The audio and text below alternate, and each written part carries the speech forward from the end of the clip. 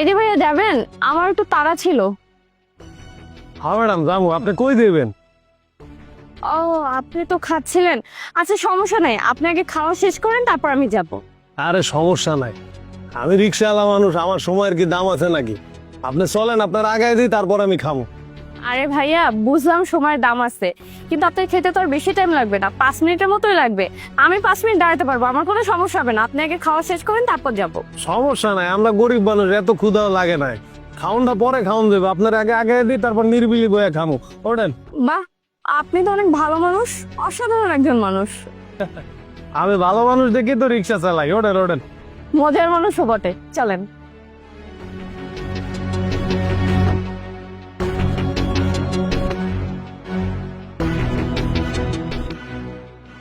তো ম্যাডাম তালে তালে তো অনেক কথা কইলাম। আচ্ছা আপনি কই দেবেন এটা কোন তো? সামনেই যাব, সামনেই আমার অফিস। ও আচ্ছা। আরে কি সমস্যা হলো? চলে না গা। কি হলো ভাই? এ কইতে পারি না, আমি তো চেক দিয়ে আনলাম রিক্সা, আবার কোন ঝামেলা হয়েছে। আচ্ছা দেখি আপনি বল।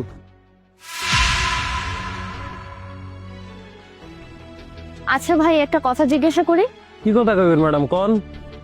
আসলে আপনাকে দেখে না আমার মনে হচ্ছে আপনি একজন শিক্ষিত ভদ্রলোক, স্মার্ট। আপনি কি রিক্সা চালানোর পাশাপাশি অন্য কিছু করেন নাকি? এই রে, আপনি ঠিকঠাক ধরতে পারছেন ম্যাডাম। আসলে আমি কিন্তু ডিগ্রি পাস করছি, কিন্তু কি হইব কোন, পাস করে চাকরির লেগে অনেক অফিসে অফিসে দৌড়েছি, ভালো পড়ালেখাও করছি, কিন্তু আমার এই চাকরি দেয় না। সবাই কি কয় জানেন? কয় টাকা আছে টাকা, তুমি ফার্স্ট হয়েছো কিন্তু তোমার তাও টাকা লাগবে। আমি কয় টাকা? কয় চা নাস্তা খাওয়ার টাকা।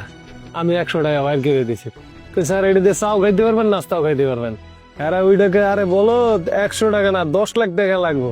আমি কই স্যার 10 লাখ টাকা আমি কই পাবো, আমার জায়গা বিটা বিক্রি করলে হইব না। তারপরে চাকরির আশা ছাইড়ে দিছি অনেক চেষ্টার পরে। এখন চিন্তা করছি কি করবো, মা অসুস্থ, কোনো একটা কাজ তো করতে হইব। এখন ওই রাস্তা রাস্তা রিক্সা চালাই, আর মায়ের লেগে ওষুধপত্র যা লাগে মোটামুটি চলতেছে, খারাপ নাই আলহামদুলিল্লাহ। তবে আপনার যে যোগ্যতা তাতে কিন্তু আপনি ভালো জায়গায় জব অনায়াসে পেয়ে যেতেন। কিন্তু ওই যে ঘুষ, আপনি বললেন ঘুষ দিতে না পারায় আজকে আপনার অবস্থা এটা। যাই হোক, আল্লাহ দেখবেন একদিন আপনি অনেক ভালো করবে। আহা, আল্লাহ তো ভালো করবোই, আল্লাহর উপর ভরসা আছে, কিন্তু এখনো ভালো কিছু হয় না। দোয়া করেন যেন ভালো কিছু হয়। রিক্সা ঠিক হয়ে গেছে, চলে। আচ্ছা।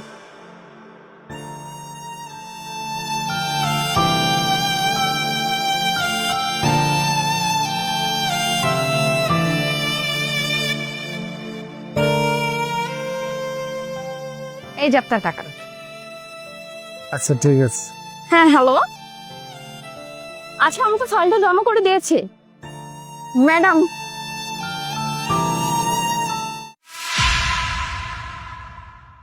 আরে ম্যাডাম এদিকে আর ব্যাগটা রাইখা গেছে, মনে নাই মনে হয়, চাই দিয়ে গিয়া। আরে ব্যাগটা তুই আয় চলে গেল। কই দিতেছস? আর এই যে ম্যাডামে গেল না, হের লগে আমার একটু কাম আছে, আমি হেদারে যাইতেছি। ম্যাডামের সঙ্গে তোর কি কাজ? আমি তো স্পষ্ট দেখলাম যে ম্যাডাম তোর ভাড়াটা ক্লিয়ার করে দিছে, তাহলে তোর ভিতরে কিসের কাজ? আরে ভাড়া বুড়া লয়ে কোনো কাজ না, হের লগে আমার একটু জরুরি কাম আছে, একটু যাইতে দেন তো। ম্যাডামের সাথে তোর কোনো কাজ নাই। যত সব রিকশাওয়ালা কই থেকে আয়া কই ভিতরে ঢুকবো। কি, তোর ভিতরে ঢোকার যোগ্যতা আছে? এই চেহারা চোরা দেখছস? ম্যাডাম আপনি স্যার খারাপ আছেন, ঠিক আছে আমি যাবো না, কাম না সাইরা। কই তো যে হে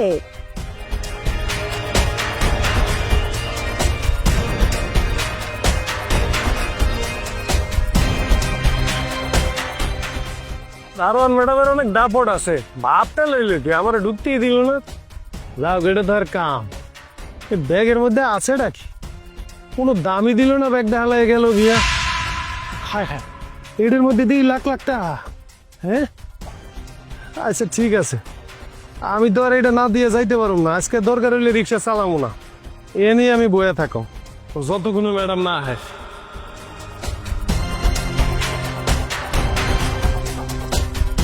কি ব্যাপার ভাই, আপনি দাঁড়িয়ে আছেন, আমি সিসিটিভি ক্যামেরাতে দেখলাম অনেকক্ষণ যাবত এখানে আছেন, কোনো সমস্যা? আরে ম্যাডাম আমি আপনার লগে দেখা করানোর লেগে এই জায়গায় দাঁড়ায় আছি।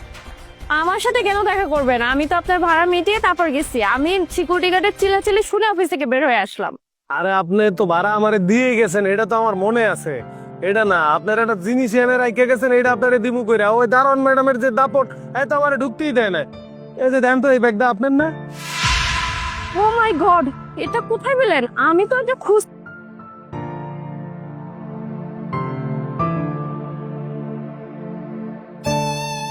আচ্ছা, আপনি জানতেন না যে এই ব্যাগে টাকা আছে? আচ্ছা জানুন না, আপনার ব্যাগ ভরা টাকা, টাকাতে কি হয়েছে? আপনার টাকা আপনি লয়ে যাবেন। আপনার এতগুলো টাকা দেখে একবার মনে হয়নি টাকাগুলো নিয়ে যাই?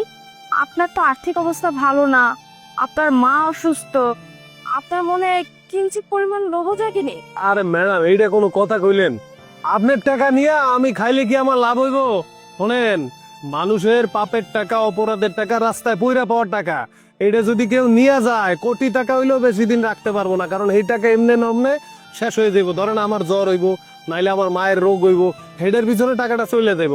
শোনেন ম্যাডাম, পরিশ্রম কইরা মাথার গাম পায়ে ফেলা মানুষ যেই টাকা কামায়, ওই টাকা সে অল্প টাকা হইলেও সে ভালোভাবে চলতে পারে, আল্লাহ রিজিক বরকত দিয়া দেয়, বুঝতে পারছেন? আপনার টাকা আমার দরকার নাই, আপনার দেওয়ানের লেগে আমি এনে বয়ে রয়েছি। এই যুগে মানুষ 100 টাকার জন্য খুন খারাপি করে ফেলে, একজন আরেকজনকে মেরে ফেলে, কত কাহিনী করে। আর সেখানে এই ব্যাগের মধ্যে প্রায় 1 কোটি টাকা আছে। আপনি এতগুলো টাকা দেখেও সেই টাকাটা আমাকে ফেরত দেওয়ার জন্য এতক্ষণ বসেছিলেন। আমি সত্যিই অবাক, আপনার মতো এরকম একজন ভালো মানুষ আমি আমার জীবনে প্রথম দেখেছি। এরকম ভালো মানুষ না এই যুগে নাই বললেই চলে। আপনাকে একটা কথা বলি, আপনি না এই টাকাটা রাখুন, আমি কিন্তু আপনাকে খুশি হয়ে দিচ্ছি। টাকাটা এখানে 50,000 টাকা আছে। আরে ম্যাডাম, এত টাকা পয়সা দেওয়ার দরকার নেই, আপনার টাকা আপনারে আমি দেওয়ার জন্য এনে বয়ে রয়েছি।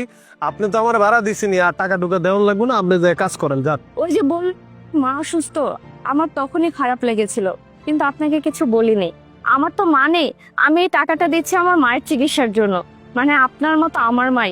প্লিজ দয়া করে টাকাটা রাখুন, আর না করেন না। ঠিক আছে, আপনি যখন দুর্বল করে দিলেন, আপনারও মা নাই, তাহলে মায়ের চিকিৎসার জন্য টাকাটা নিলাম। ও, আর একটা কথা, আপনাকে আমি আমাদের কোম্পানিতে একটা জব দিতে চাই। আমাদের খুব ভালো একটা পোস্ট খালি আছে। আপনি আপনার সিভি নিয়ে কালকে অবশ্যই আমাদের অফিসে আসবেন, ঠিক আছে ভাই? না না ম্যাডাম, আপনার টাকা ফেরত দিচ্ছি দেখে আপনি আমার উপর দয়া করতেছেন, আপনার দয়ার চাকরি আমার লাগবে না। কে বলেছে আমি আপনাকে দয়া করছি? আপনি তো আপনার যোগ্যতা অনুযায়ী চাকরিটা পাবেন, আপনার যোগ্যতা আছে। আপনি বলেছেন আপনি একজন ভালো স্টুডেন্ট, আপনি আপনার সিভি নিয়ে আসবেন, আমাদের বস সিভি দেখে আপনাকে জবটা দিবে। এখানে তো দয়ার কোনো কিছু নেই। এত বড় কোম্পানি থেকে দয়া করে জব হয়? আপনি যদি শিক্ষিত না হতেন আপনাকে তো আমি জবটা দিতে পারতাম না। আমি শুধু আপনাকে একটু সাহায্য করতে চাচ্ছি, এই তো, আর কোনো কিছু না। আপনি সত্যি কইতেছেন আমার যোগ্যতা অনুযায়ী আপনি আমার জব দিবেন?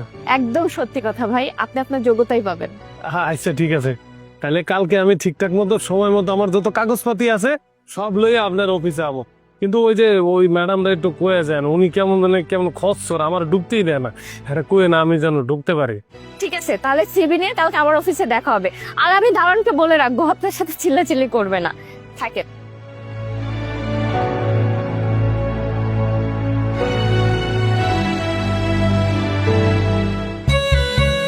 হ্যালো মা, আমার চাকরি হয়ে গেছে মা।